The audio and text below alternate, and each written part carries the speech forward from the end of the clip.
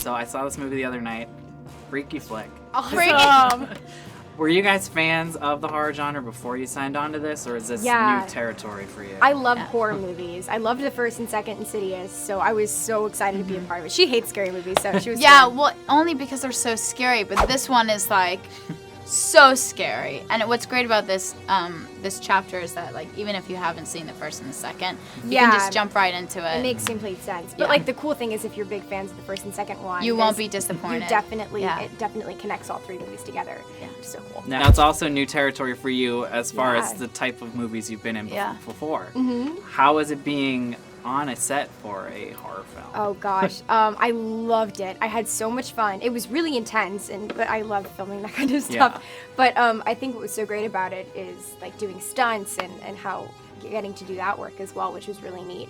But I'm really into the whole dark world of horror. It's really cool.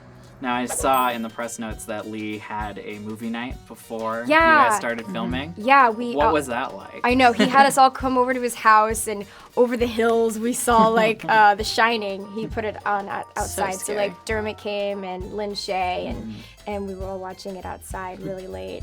And it was really fun because like you got to know everybody before like we started this process, but also it was the same day that I had seen The Psychic that Lee had me see before starting film. So like by the end of the night, I got home at like 2 a.m.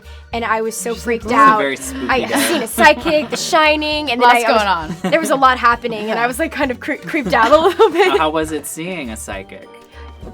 Did they give you any good advice? Best hour and a half of my life. Yeah. It was so cool. I've like sent everybody that I know to him now.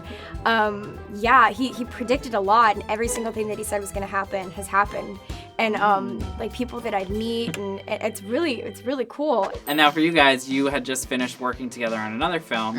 Yeah. How was it like coming onto a set where you guys already had that connection? You know, I was really sick of her. Yeah. Yeah.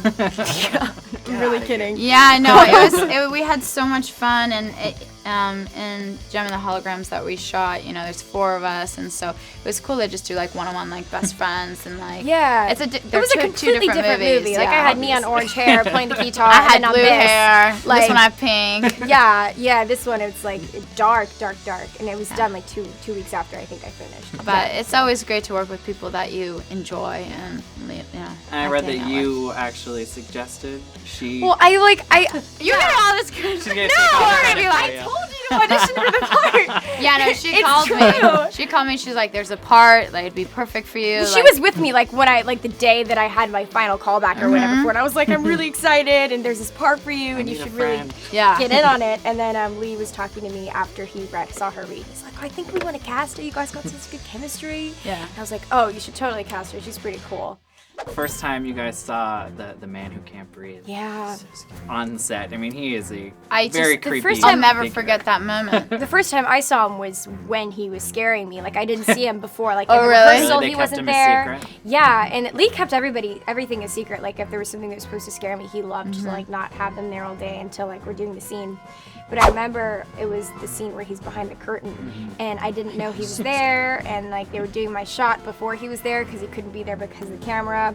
And then like the moment like it happened, and all of a sudden I was like, he's there. Oh my god! But he called action. I can't like react to it. I have to be like you have. You know what I mean? So Imagine scary. he's not And like I would like shook his hand. I was like, "Hi, it's weird." And like I mean, how he was like in hours of makeup. Like 5 or 6 hours to and get you into touch it. his skin, and like 3 and hours it's just to get like, out of it. "Don't touch me. Don't look at me." I feel so bad. He was like, "No one likes it." He was It's like, so "No." nice. It's like, now when you're looking like only that. be around that for so long. Yeah, it's scary. Were there other moments when you guys were filming where you were actually scared? I mean, Yeah. I read something about there was an air horn on set for one. Yep, scene. there was an it air you? horn. Yep, he did that. He locked me in a closet. He jumped out of the closet, and he did a lot of things. It was quite the 6-week journey for me. I needed like the biggest nap ever. Like once it was over, it's like you're home and you're like little looking mental around. break. Yeah, it was. Yeah, it was scary. Now, a lot of these Blumhouse films, I mean, even this one, it's a sequel. Yeah. Do you think there's more to tell with Quinn's story, with your guys' story, or do you think they're going to go somewhere else maybe? You know, I would totally love to go back and do another one. I'd be down for it in a heartbeat. Like, I had the time of my life on this movie, and I would do anything to be able to go do it again. So, I don't know how much more Quinn could take. Yeah, I know. I would do What it. are you going to be? We'll hand it over to what you kind of cast I'll are be you in going a to be stretcher. But I would totally do another one. And maybe one of our friends, gets it instead. Lose an arm or something. No. Hopefully not. Don't give me any ideas.